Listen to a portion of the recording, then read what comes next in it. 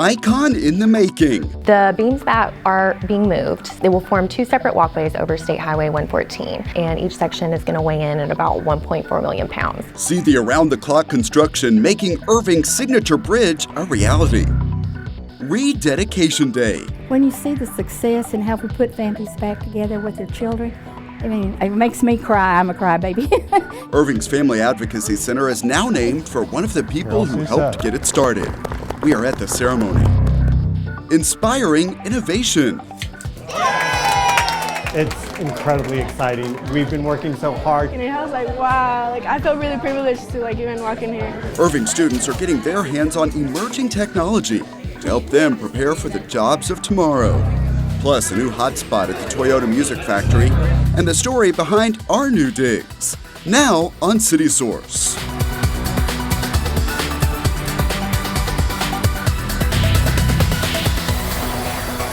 Decked out dogs on parade at the Toyota Music Factory.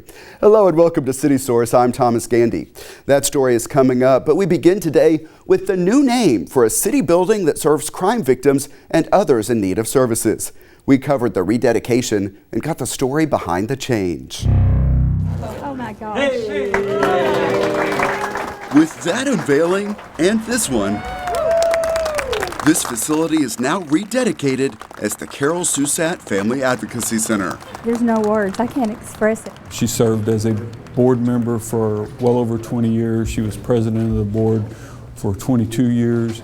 The FAC now serves more than 5,000 Irving residents each year. Those who've been victimized by violent crime, those who have been victimized in domestic violence relationships, the counseling services they provide to help with the healing process, the teaching that goes on here. Thank you all for being here on this momentous occasion. During the ceremony, Irving Police Chief Jeff Spivey shared the history that led to the Family Advocacy Center. In 1980, we established the Irving Neighborhood Youth Services Organization. As the years progressed, Carol Susat was among those pushing for more. What made this a cause you wanted to support?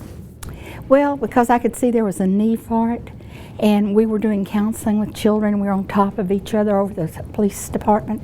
I just thought this was something Irving needed, and we needed to do something about it. Within years, under a tent shielding rain, leaders broke ground on what would become the Family Advocacy Center. We needed to change the way we do business. We decided that there were services, or should be services, available for families and for children that weren't there, and that if it was going to get done, we were going to have to be the ones to get it done. When this was being constructed, I actually was on the council at the time. She was determined that there would be a nice wood banister. She was determined that there would be a fireplace. She was determined that this would be a home. The center opened in 2001, and ICTN was there to get a tour. About a third of the space up here is vacant.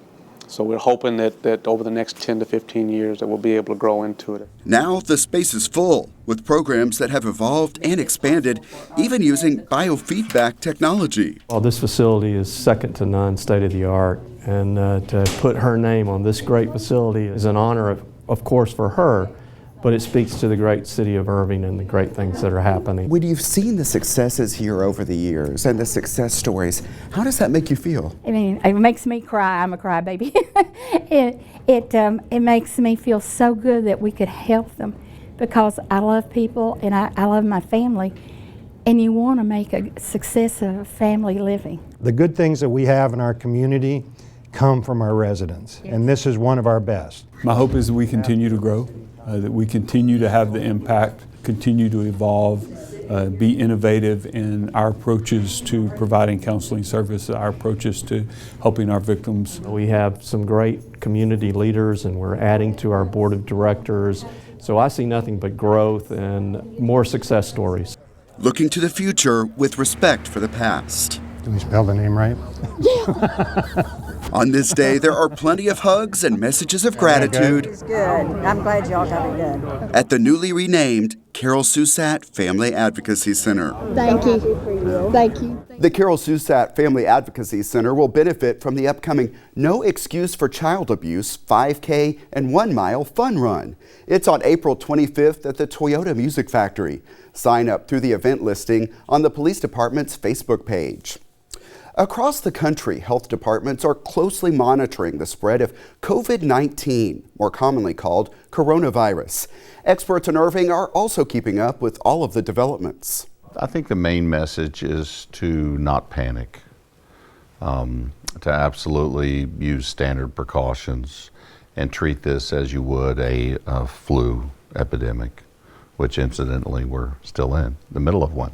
I think the City of Irving is ahead of the ball. There's been daily discussions with regard to this and some official meetings. Certainly we take guidance from our local county health authority, CDC, DHS, etc. The Texas Department of State Health Services has set up a hotline where people can get answers. That number is 1-877-570-9779. It is staffed weekdays from 7 a.m. until 6 p.m. Teams broke ground on a massive 2.4 million square foot logistics center called DFW Park 161. It will occupy nearly 200 acres in Irving at the east end of DFW Airport. The project is a joint venture between Invesco Real Estate and Perot Development Company. The 3 buildings in Phase 1 are expected to be available for lease early next year. Your census invitation should arrive in your mailbox between March 12th and March 20th. The City of Irving is encouraging everyone to respond because the answers determine the amount of congressional representation, funding for various programs, and much more. Census questionnaires are available online and by phone in English and many other languages.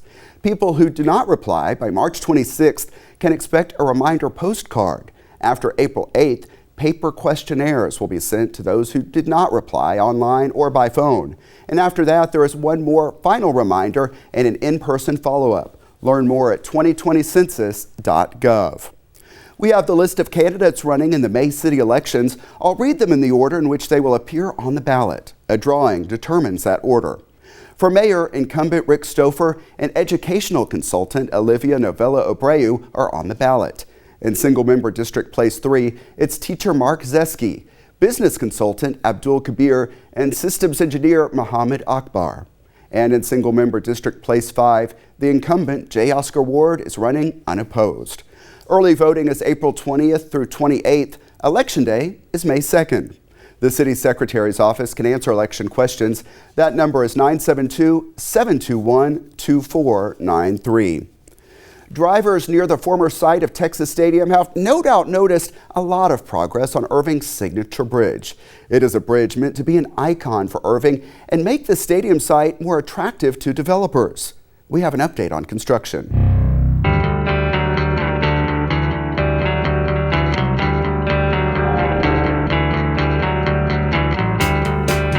We started construction on this project in February 2018. The bridge is going to function as a pedestrian walkway over State Highway 114. There's going to be a DART station that's being built on the north side, so it'll be a great way to access that. Also, once the bridge is completed, it's going to hopefully bring in a lot more development opportunities for the area as well.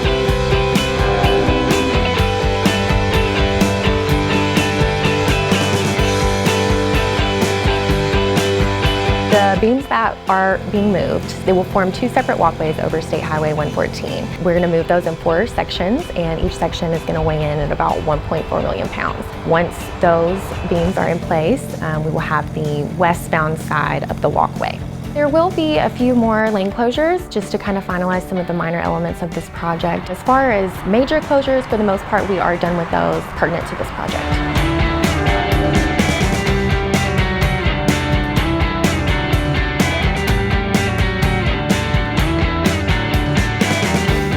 The City of Irving has played an integral role in this project. The city is funding 100% of the aesthetic design elements, so of course the city's been extremely helpful in getting a lot of those aesthetic aspects approved. So we're in the next phase, which is replacing the bridge, which was taken out. There was actually 2 bridges taken out. The idea was for TxDOT to come back and replace one of them. So we utilized the dollars that were involved with the bid to do that. We also had Brimer tax. This is money that was collected from the parking on the old stadium site that could only be used on that site. So the dollars that the city is using to participate in this are dollars that were generated in the parking from the old Texas Stadium site that can only be used in this facility. Once the 4 beams are in place, we will do a closure pour on the top of it to connect them all in the center. Once that's completed, we can start looking at pouring the colored textured sidewalk, getting the railing in, and then also look to more of these aesthetic elements of the project as well. Once we've got the 4 beams in place and we're done with the signature bridge, then we will move on to the Irving interchange project. Once completion with that is done, then we can come back and start looking at expanding the roadway for the signature bridge. The signature bridge is scheduled to be complete by the end of this year. Students at Austin Middle School have a lot of new technology to complement their studies. The Irving Independent School District celebrated the opening of the first Verizon Innovative Learning Lab, and we were there for the debut. They told us about it, and it was like a nice treat. And we were Two student leaders at Austin Middle School are giving Irving Mayor Rick Stouffer a campus tour. This is our newest lab. And that's where the tour stops. I mean, we can't go in. We're not allowed in there. Now that's changing.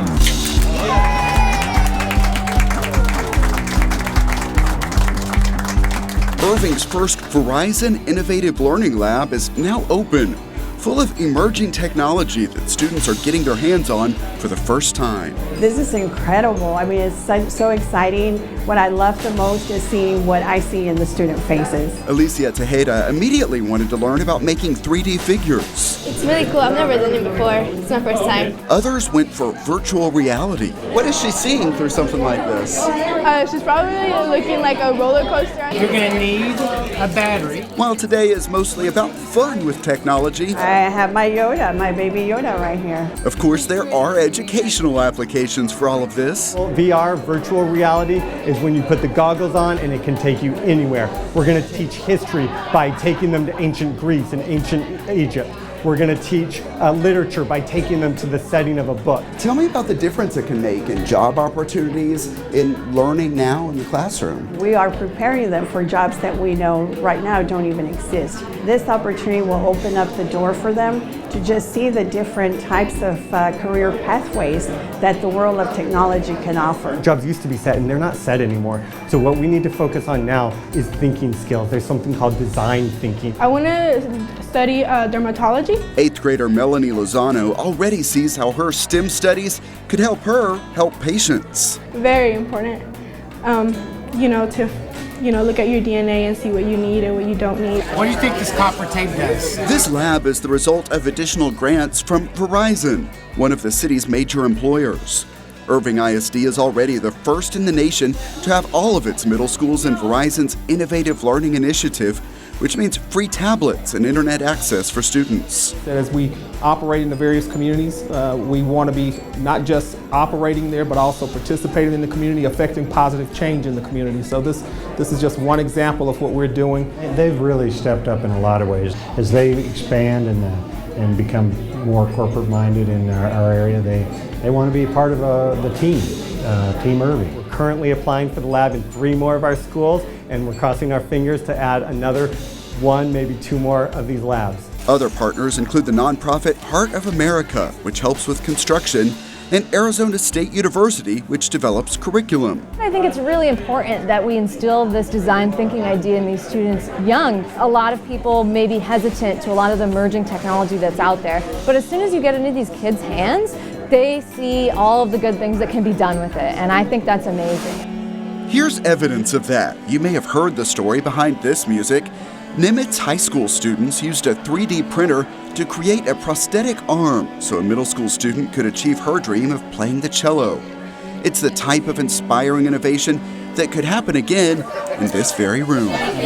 So we're teaching the students how to create products for the future that are helpful to the communities that they're in and empathize with those communities. Educators are going far beyond the basic school subjects. Computational thinking, artificial intelligence, coding. To get students ready for the careers and world of tomorrow. I think it's important as a community that we see the great things that are happening in our district.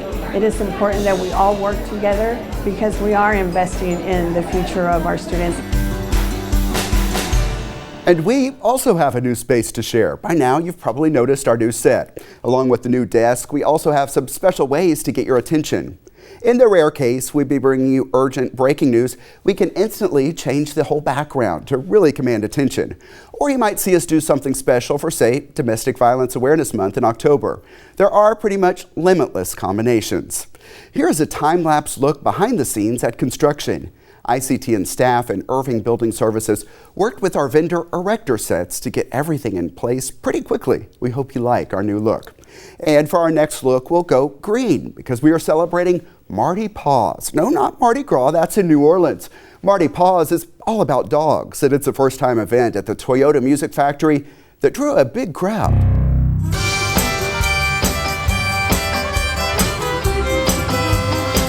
The Big Easy comes to the Toyota Music Factory and everyone is having a barking good time at Mardi Paws. So we're at Marty Paws. This is an adoption event plus a doggy parade benefiting Irving Animal Services and DFW Humane Society. Today they've got a lot of stuff going on. They've got some great music lined up. They've got some vendors out here selling pet-friendly goods or pet products. Then we have DFW Humane Society adoptable pets. We also have Irving Animal Services adoptable pets out here. And the doggy parade, of course, I'm sure is going to be the highlight of the day. Y'all make some noise for Bruno, contestant number 1. Pups of all ages, breeds, and sizes put on their best Mardi Gras spirit for the puppy parade. Is the Mardi Gras Maine, that's what we'll call it. If anybody's watching that's a voter or a judge, you're looking at the winner right here, right? So they got some beads on, they got some green shirts on and some cool socks, so we entered them into the doggy parade, so hopefully we're gonna win. We just decided to dress up Toby as kind of like the king of Mardi Paws and all sorts of different colors. And we were, and we entered the pet parade and we're hoping that we will win first place. Ready to hit Bourbon Street, aren't ya? All right. Participants of the parade could win tickets to the Alamo Draft House, a stay at the Texican Court Hotel, and $200. $200 would be nice. Money from those who register to take part in the parade goes to help pets at the Irving Animal Care Campus. It just brings the community together. It's just great for the community, brings great people to meet other people. The doggies get to meet other doggies.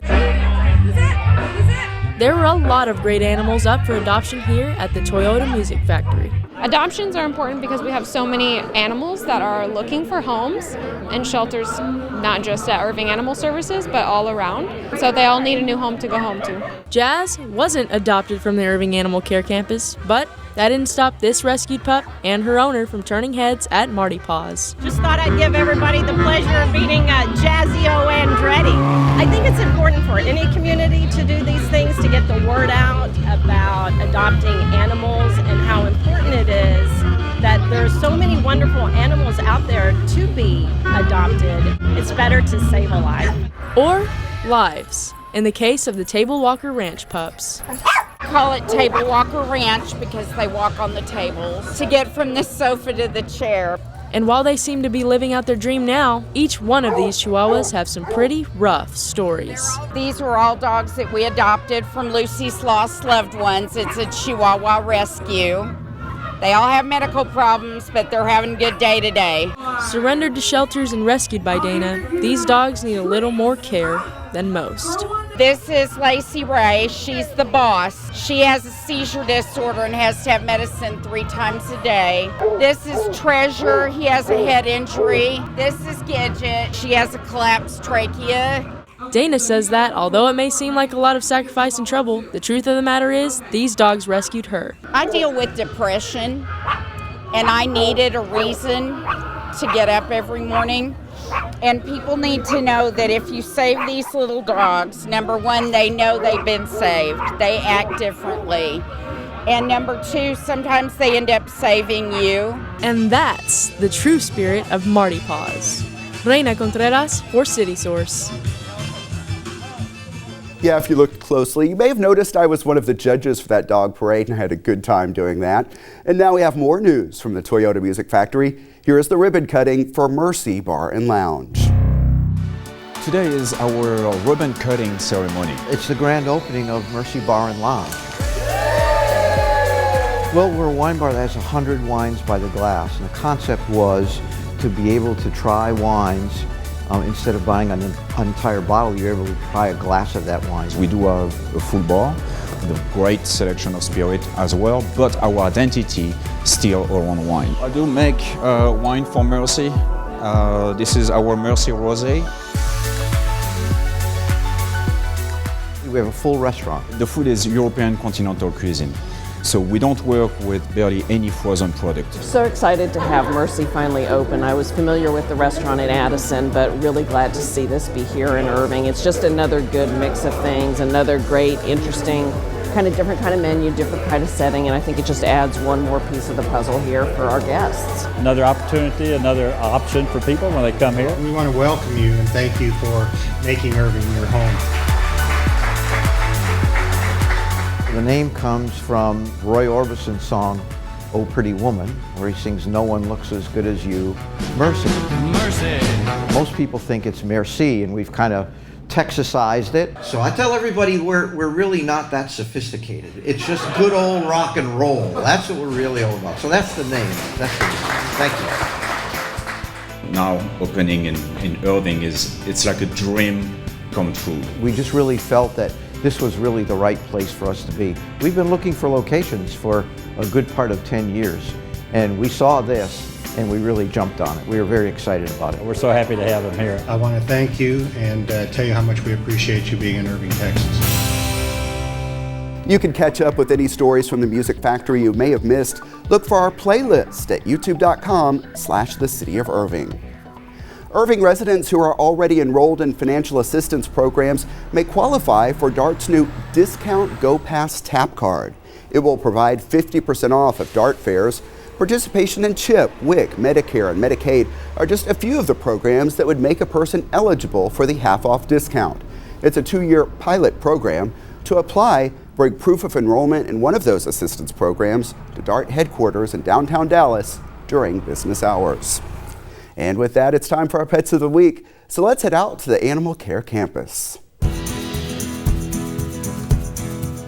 Hello everyone and welcome to this week's Pets of the Week. I'm Brett Wheeler, back with Michael Whiteside. And Michael, looks like we have Dora. So tell me a little about Dora. Oh, this cutie pie here is named Dora. She's about 2 months old. She came in with a couple of litter mates, so there are 3 of them total. We think she's probably kind of a Jack Russell Terrier mix, so she's probably not going to get too large. She's probably going to be maybe about 20 pounds, 25 pounds. She's definitely all puppy. She loves to run and play, and she's just ready to spend some time learning. She's definitely going to need some training, learning how not to use her teeth on you, but she loves toys, she loves hanging out, and she just loves being held right now too. Now, one thing I noticed about Dora, just playing with her a minute ago, she has a lot of puppy energy. And as you can tell, she's kind of squirming around a little bit. So who would be a perfect fit for Dora? It's really going to be, someone that's going to have the time and the energy to spend working with a puppy. As you mentioned, she does have a lot of puppy energy. Once she gets going, she just kind of goes and goes. Doesn't quite know when to stop. She really needs somebody that has the time and the energy to train her. They just require a lot of work. It's much like having a baby. They require constant attention. Otherwise, they can get bored, they can get destructive, and they end up sometimes coming back here. And we don't want that to happen. So we want people to really think through all that is involved with taking care of a new puppy. All right, Michael, I heard Ringo here. I said a few hard days and nights. That is for sure. This poor young guy, he's about 4 years old. He's a Chihuahua mix, and he was originally brought to Irving Animal Services by someone who found him, and he appeared to have an injury to his back right leg. Once they checked him out, he had an issue with his hip. So we transferred him to DFW Humane Society, took him to the vet where he had to have surgery on his hip. That was about a month and a half ago. He's recovered from that surgery. And he also tested positive for heartworms. So he is about to start heartworm treatment. All of those kind of treatments are covered by our Guardian Angel Fund. So he's gonna get the treatment he needs so he can finally get to the home that he deserves. And just like another Ringo, all he needs is love. That is for sure. All right, Michael, who do we have here? This beautiful little girl here is named Layla. She is about 5 years old. She was an owner surrender. They, I believe, were moving and for some reason could not take her with them. We have her listed affectionately as a breed of Chug, which is going to be Chihuahua and Pug. You can obviously see some Pug in her face. The brindle coloring is unique in my opinion because you don't really see that much in Chihuahuas or pugs. She's a sweet girl. Her coat is so soft. She can be a little nervous, but she has only been in the shelter for about a week. So she's fairly new here, so lots of new sights, lots of new sounds and smells. Her owner did say that she's been around other dogs, cats. She gets along with everyone. So I think once she kind of settles in and kind of realizes that the shelter isn't such a bad place, that people actually love her here, she'll settle down a little bit and be really friendly with everyone. Layla is definitely a sweet girl, but I know you all here at the Irving Animal Care Campus are getting ready for spring to get sprung, which means cats. Definitely. We're about to hit kitten season full on this time of year. As the weather starts to warm up, more and more kittens are going to start showing up at the shelter. A lot of those kittens are going to be younger than 8 weeks. For an animal to stay here in the shelter, it has to be 8 weeks or at least 2 pounds, otherwise it's too susceptible to disease. So when we do have litters of kittens come in, Irving Animal Services volunteer coordinator, Megan McCarthy, really relies on foster homes to take care of those younger kittens and to help get them ready to come back into the shelter for adoption. So, it's a great opportunity to help out and make sure these kittens get a fair chance in life and get to experience a full life through adoption. A lot of people are going to be finding kittens right now in their yards. And the main thing you want to remember is unless the kittens are visibly sick or injured, you want to leave them where they are and wait at least 6 to 8 hours to see if the mom returns, because most likely the mom is around. She's just out hunting for food. But in most instances, if you see a litter of kittens that are left alone, the mom's just out finding food and will be back shortly to take care of those kittens. All right, Michael, those are some great tips. Back to you, Thomas. All right, some good choices there. Thanks a lot. The Animal Care Campus is located at 4140 Valley View Lane. It is open Tuesday through Friday from 11 a.m. until 6 p.m. Then on Saturday, the hours are 10 a.m. until 5 p.m. Also, check out the websites you see on your screen for more adoptable animals. The mayor and police chief take the polar plunge into a cold pool. The good cause behind that move is coming up next time on City Source. And we are with Irving firefighters going through important training that could save life and property. It is a special story with compelling video you will want to see. Plus, we're all about fun with this one. See how Irving residents can learn hip-hop dance moves for free. We are meeting the students and teachers making it happen. I've really enjoyed meeting the people involved, and I look forward to putting that story together for you. That is next time on City Source.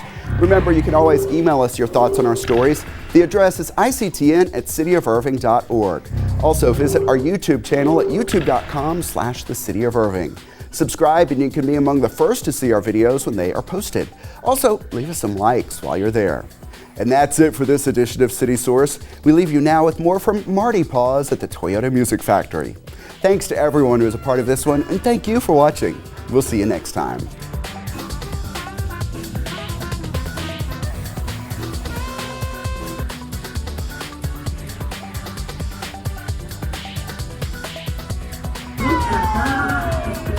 These costumes are amazing. You guys are doing an amazing job.